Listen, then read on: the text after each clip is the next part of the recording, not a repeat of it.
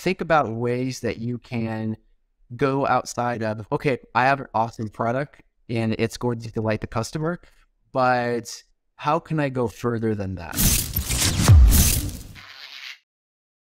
All right, John, welcome to the call, man. It's good to have you here. I had a first fun conversation with you, and I appreciate you coming on to chat with me. Awesome. Thanks for having me on, Neil. Yep, so we were jamming a little bit in the green room before the call. It's just kind of what should we chat about? And we have so many different things we could talk about. We covered a lot in our first call. So let's dig into some of the most obvious about you, and which is you're obviously an Amazon seller, and we are too. So let's talk a little bit about what's going on in the world of e-commerce. Maybe business building, maybe patience, maybe exiting, cash flowing, anything on your heart in there that you want to talk about? Yeah, a topic that doesn't get covered enough is exiting. So, exiting properly. I help people with this specific situation all the time. And a lot of people come to me, they're like, okay, I'm positioned to exit. And I look at their business, and we go through about 100-point checklist, and I respond, I'm like, you're not even close to being ready to exit. Now, some people, they think they're ready, and the reality is that multiple is going to be subpar for them. And so the whole point is to get you that highest multiple possible. And really, the biggest issue that I see is people don't have that exit in mind from day one. And that's tough for people. I think it's getting a little easier now that the aggregator space has kind of made it common knowledge that you can sell an Amazon business. But there are specific steps you really need to take to become optimized to sell your business. So what are the couple of steps you normally see people are not taking that could right off the bat be a win for their potential exit? Yeah, so there's been a massive shift that's happened specifically in the aggregator space. And, I would say going back a year, 100% FBA was allowable, okay? So those days are gone. So if you don't have any social media presence, if you don't have Shopify presence, if you're not on, multi-channel, so let's say you're on Amazon, if you're not on Walmart, that's going to be a ding for your multiple. And so potential buyers, they want to see you fully built out and really doing a lot of the dirty work for them and getting established. Their teams are going to take your brand to the next level, but they want to see that, okay, you already have that relationship with Walmart. You already have an agency ready to go with ads on Facebook, Instagram, TikTok. Everything is, a well-oiled machine. They're going to scale it past your exit, but that's what they're looking. That's what they're looking for. So it's really important to remember those each of those steps. Yeah, man, that's great. It's a good synopsis. We always call it building the beginning with the end in mind, right? So we want to cash flow. These are great. We obviously want the profitability of them, but the exit should be really on our mind. I usually tell people at least get out to 24 months. Before that, you should have multi-channel. You should be building some email lists. You should be doing other market distribution channels that you feel comfortable with. What are your timeframes for things usually? What are you giving advice on? I like to at least, putting your business for sale, that needs to be optimized time-wise right after Christmas. And so you want to make sure that your most recent massive, revenue is happening and included in your exit. So it would not make sense to put your business for sale in October, November. So you want to capture that full 12 months. Anytime after Christmas is totally fine. And you want to make sure you capture as much as you can, because any growth you have past Christmas is not going to be captured in your exit. So whenever, let's say you go through an exit and it took 6 months, for example, any scaling you did those next 6 months, you will not get paid for. Okay. So you want to make sure that you are maximizing what you're getting for your business. That's great input. It's about when to exit is kind of what you're talking about, right? So let's unpack that just a little bit more, because not everybody.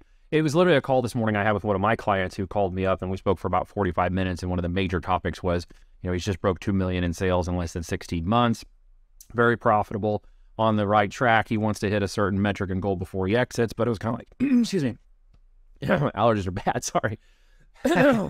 It's kind of like when's the best time to do it, right? Yeah. And for my own edification, as well as people listening, I have an idea, but tell me what's yours in terms of what are those indicators that we should actually be looking at? Profitability, of course, is obvious, but time of Yeah. market, obviously, as you mentioned, but what's another indicator that we should consider? I mean, you want to have your product idea pipeline really built out. So, if you don't have, a good, 20, 10, 20 products ready to go, you need that built out. So that takes time to get there, because really what you want to do during a handover is say, okay, Mr. Buyer, here's my list of products that I'm personally planning in my business to launch over the next 12 months. You're gonna get access to all of that information, and then sometimes those are shop drawings. Those can be 3D drawings, conversations with your factories, but those need to be real ideas that, if the exit fall through, you would be launching your film. So you want that to be really secure and strong. And then another one is consistent growth. So you're not gonna be optimized to exit if you have negative growth in your business. So you want to see strong year-over-year growth. Of course, I typically say a minimum of 20% net for that's for your entire business. But really, we're looking for consistent growth in your business. So if you have like your last recent year, you have negative, you're going to need to spend the next year or 2 years to fix that and show that, okay, historically I had to drop that 1 year, but I fixed it. You're not going to want to exit if you are going through a massive slump right now. Yeah. It's interesting what people are willing to sell as value in the market. I had a guy approach me the other day, and the business looked great on paper, and I got the financials back, and it was a Shopify store. It had upside potential for Amazon. It wasn't open yet, or Walmart. And I'm thinking, okay, this could be multi-channel relatively fast. That's one of the things I would look at is purchasing it. What's my upside potential versus product base? He had a decent product base going and a decent profit. Turns out he had no sales for the last 3 months. I'm like, well, how do you think you're going, like, who are you going to sell this to? Because for what you're asking, it's worth about 10 grand. Because you've got a framework, you got a concept and proof of concept. You don't actually have any sales, and it wouldn't be, you might be surprised. You might not be surprised. Someone listening might be surprised. I don't think you are, but that happens a lot in this business model, doesn't it?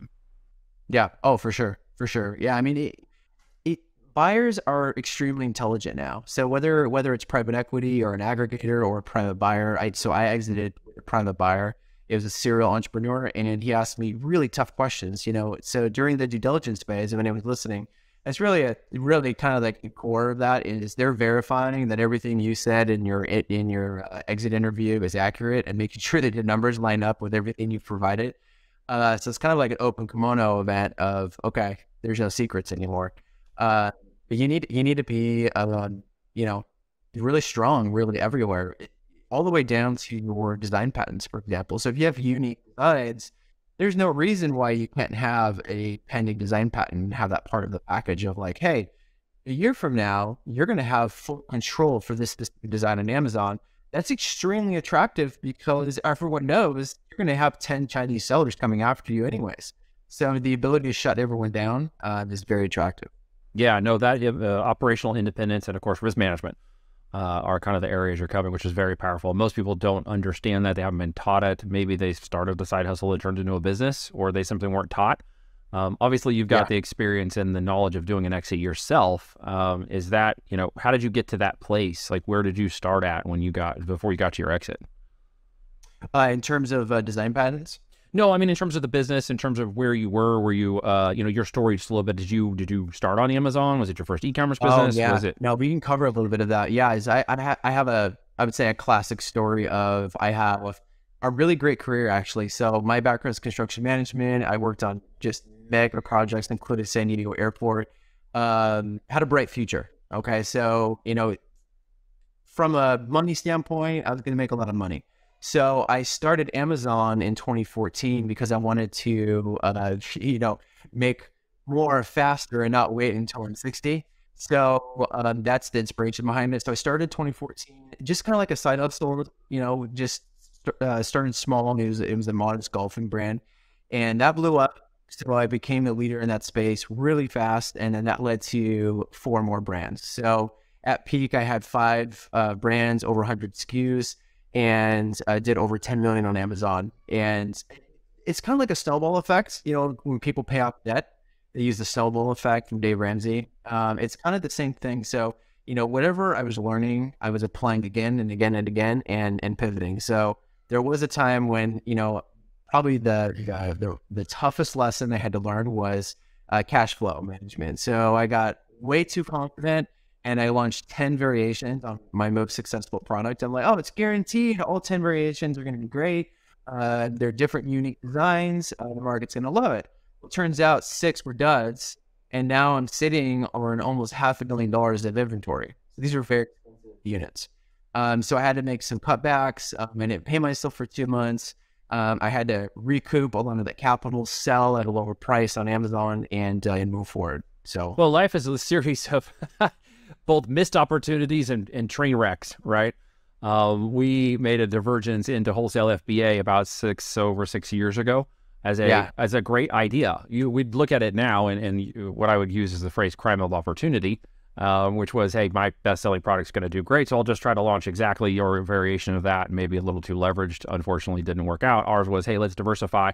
We got private label stuff doing over here. It's doing great. Multiple brands running. Let's go see if we play with this wholesale FBA model for a little bit. Got it up in 18 months to 12 employees and 10 truck rolls a week. And turns out that was a totally big waste of time. Created a job for ourselves. We were doing like net 7%. And it turned into the last straw was the, operations manager sexually harassing some of the girls who was going to turn into an absolute nightmare. So we're like, hands up, back away. That was a stupid foray, crime of opportunity. We've all got them. They're lessons. When people say, how do you know you shouldn't do the wholesale drop shipping, Amazon automation stuff? I'm like, let me tell you a story. I see that on social media all the time.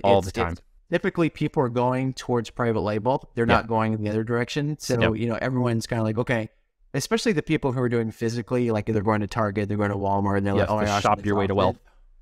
Yeah, I mean, it's a lot of work, and some people make great money, but man, it is a time suck. So, I always see those individuals pivoting over to private label. They're like, oh my gosh, like it's like their mind is blown. I can take my inventory from overseas or America and bring it to FBA and never touch it. Yeah. I'm like, welcome to private label. That's the beauty of it, is you can be on the island managing your business. You don't have to touch anything or pack anything. So it's awesome. Yeah, it creates a freedom aspect of that. And people kind of understand that to some degree. And those, maybe some of you listening to this kind of understand you're working for that, or some of you have already attained it. But I mean, I live on 40 acres in the country. I know you've got a homestead thing going on, and it's like, we do life, we do family, we are always around. I don't have to travel. I was asked earlier if I'd go to an event, and I'm like, no, I don't need to go to events. It's totally lifestyle-driven business now, and e-commerce, and then utilizing Amazon First has been a great way to do that. FBA not having the infrastructure, 3PLs and others give us that ability to live anywhere, and so we have a very distributed workforce. Yeah, that's great. But where are you going now? Like, you're launching still products, testing? Are you mentoring? Like, where are you at? So what I do now is, there was my secret sauce on Amazon was always finding niches that had the potential to blow up. Okay, so I didn't chase like hot products like supplements. I was always finding something that had, like maybe on average up to like 50 grand a month. Sometimes 20, and my whole goal was to exploit that and come up with unique designs and then dominate the space. So I took that same theory. After I exited, it took a year off, actually didn't do anything with business, and traveled with family. So that was an awesome time with my kids and my wife, and we made a lot of memories. So then I applied the same idea to the Amazon space. There wasn't a strategic consulting mentor who was one-to-one and didn't pawn people off to employees. So I wanted to create a boutique consulting agency that was really authentic. So, I call them Lambo boys. They're everywhere. Typically rented. The IG TikToker Lambo boys. Yeah. Yeah. Like the island version of the business IM world. I'm a Lambo boy. No. Oh, no, it's so cringy. It is cringeworthy. My whole idea was, I'm going to launch something where people can know they're getting advice from someone that has done it all on Amazon, has those strong relationships in the industry, and is going to give them authentic advice. So a lot of times people come to me, especially from the automation side, and they're like, Jon, I just wasted $25,000. Please help me. And I asked them their story, and I'm like, oh my gosh, if it was me, I would have told you never to pursue that product because it has over 25 Chinese sellers. Like, why did you do it? Right. And they were basically swindled. So that's part of my mission too, is to help people go in the right direction on Amazon. Yeah. And there is a good way to go. And there's a lot of really, really dangerous roads where people end up, sometimes the saddest stories are where people tap into their 401k and the money goes poof. And guess who wins? Amazon wins, right? Yeah. So you have to be really careful with, how you spend your capital and invest it. So or the person who sold them up the river on that product idea in the first place. Where does that rest of that money go? And I ran into that too. And just for, clarity, expectations, and getting it all transparency on the table, Jon, you would be seen as somewhat of a competitor of Voltage, but I wanted you to come on here because I want people to understand there is a model of mentoring and business building that doesn't, do it yourself into spatulas and crappy products, where you as a genuine person, I love having you on here sharing this because you're authentic, you're genuine, you're real, and you do what you say you do. And that's a very rare commodity in this world. Sometimes I feel a little isolated speaking to these languages and talking to this and speaking to this experience because I run into so much of the other crap. And very rarely do I run into somebody like you who really knows what they're doing, actually helps people, and is good at it. I run into everything else, and I'm sure you do too. Oh yeah. I always go back to my, my first career, which is construction management. So that's dealing with massive commercial contractors. And in that world, easily 75% are very, very low grade companies. So the Amazon world, unfortunately, is the same. It's probably higher than 75%, but, it's probably higher. There's just, everyone is lurking, trying to take advantage of ignorant people. That's kind of like, if I could piece it together and come up with a slogan, that's what it is. That's what most service providers are looking for. They're charging you as much as they can and giving the lowest amount of value possible. So it's really important to kind of, look at all your options, and instead of going with something just because it has a beautiful website, actually, research things like Trustpilot, or asking people industry, or going on LinkedIn and being like, hey, have you heard of this guy? There's a lot of just kind of research that should be done to keep you safe. Yeah, and at least at the basic concept of business fundamentals, don't just give somebody $40,000 to $100,000 on a 50-50 profit split when they're doing drop shipping. Please hear me on that one. I heard a guy come through the other day, a sad story. He lost $108,000 on one of those deals. That's multiple insane. stores that he was never going to get back because they shut it down. He's like, we were making really great profit for 2 months, and then the company up and died, and all 6 stores went down, and they just went bankrupt. The other problem too is they disappear. They just disappear. They took the money. Yeah, and they run. disappear. Yeah, totally took it's the really money. sad.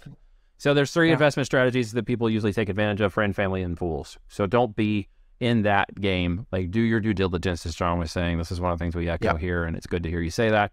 Go out, check it out, look at their network, look who their peers are, and literally, as stupid as it sounds, go through their social media and find out what they're posting about. If it's G-Wagons all the time, Lambos and houses and travel, these are just indicators that maybe this person isn't really who you think they are. Just take it for a grain of salt and keep looking.